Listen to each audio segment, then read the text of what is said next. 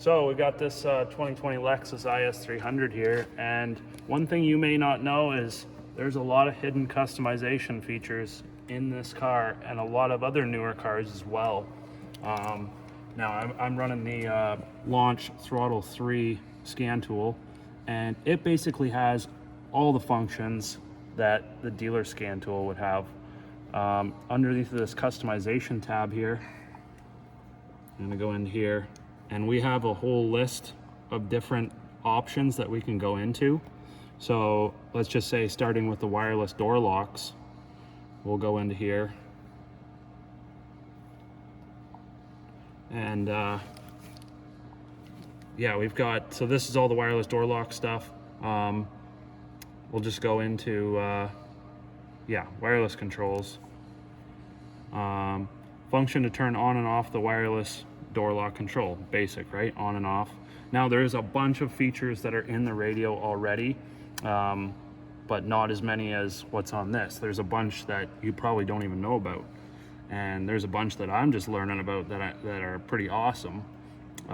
Trunk lid operation, function to change the operation method of opening the trunk by the transmitter. So the value is, you know, what you're gonna have to do.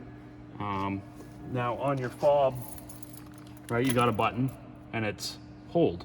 So just as we've seen, the value on the previous screen is long 1. So that value, maybe hold it for 1 or 2 seconds, whatever the program time is. But you can actually go in here and set this to something different, like 1 time on, where you just click it and the trunk opens, or long 2, which is probably like 4 or 5 seconds, and then prohibit, which would just cancel that all together, and you wouldn't be able to use the fob to open the trunk. So there's some customizations for you, and it goes through everything. You can go through all the wireless buzzers and all that stuff. We got security, wipers, warnings, tilt. What can you change with the wipers? I don't know, let's find out. I honestly haven't gone into this one yet. Now this does have auto wipers on it, so it's got the rain sensing wipers. Okay, looks like there is no customizable data for that one, but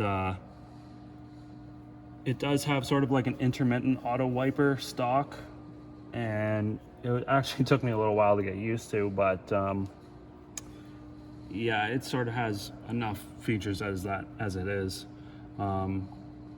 Air conditioning, we can change a whole bunch of stuff in there. Looks like there's some seat heater auto operation, some seat heater stuff. Fan speed incremental control.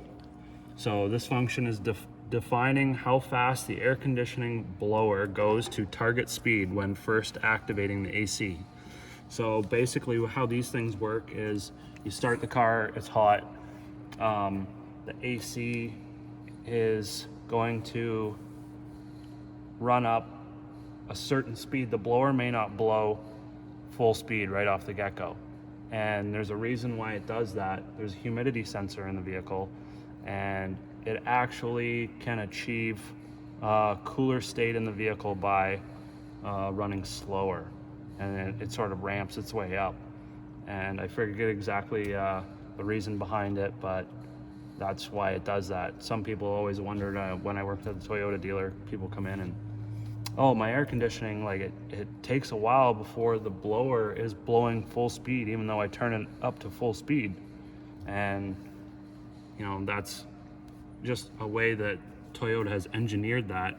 But you can go in here and change this to even slower, or just right off the get-go, full blast, and just another customizable feature.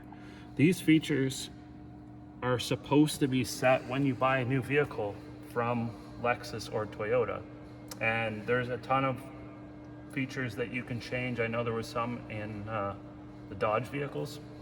So like I say, this is some stuff that is supposed to be selected by the customer when the vehicle arrives to the dealership, and the technician's supposed to go in and set all the preferences, and then the salesman will go through with the customer what's been set and yada yada yada, show them all the features of the car. But like I say, this is hidden stuff that the user, the owner of the vehicle would not be able to just go in through the radio and change. So there's actually a sheet that gets printed out at the dealer, and the customer would go through and select a lot of this stuff. Not all of it, but a lot of generic stuff that's not available in the vehicle's radio. So going back here, we've got seat operation, smart key and access. So different door lock modes, whether it's unlocking all doors or just the driver's door. I believe that's a feature that's in the radio. Memory recall settings, ignition available area. I thought this was kind of neat. You can change this so that the key will only start the vehicle if you set it to the front. So if I had the keys in the back, or like somebody grabbed the keys in the back, you know, they're not gonna be able to start the car with the keys in the back. It has to be in the front of the vehicle somewhere. And that's how sensitive the oscillators are in the doors and in the vehicle that pick up that wireless key transmission. So pretty neat stuff. Just going through here, and any of you that own one of these cars, I believe they'll be all the same, you know, from 2014 to 2020, IS 250, 300, and 350. They are all probably the same options. So if you have one of these cars and you want me to specifically go into something and look at something, let me know in the comments and I'll come back to it. So yeah, lighting controls, sliding roof. So this is actually a feature that I wanted to change. There's a function where you can press unlock and then press it again and hold it, and it will roll down all of your windows and open your sunroof. And I actually don't want it to open. I'd rather it tilt, in case for whatever reason I accidentally press that and, you know, it's raining out. Sure, it's gonna rain in through all the other windows, but like, I'd way rather have the sunroof tilted than completely open. So for that reason, we'll go into, let's see, where did we go in? This way? Yeah, so function to select opening direction of the manual opening of the sliding roof linking with the power window. If pressing on the transmitter unlock button for 1.5 seconds or more when the ignition switch is off. So we can set that to tilt rather than slide.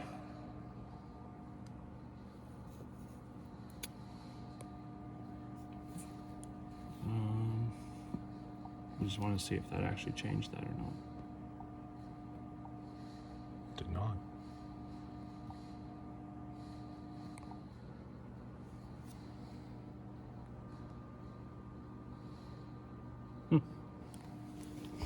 Well, there you go. Maybe a glitch with this thing compared to the dealer tool. Something that I would submit to launch.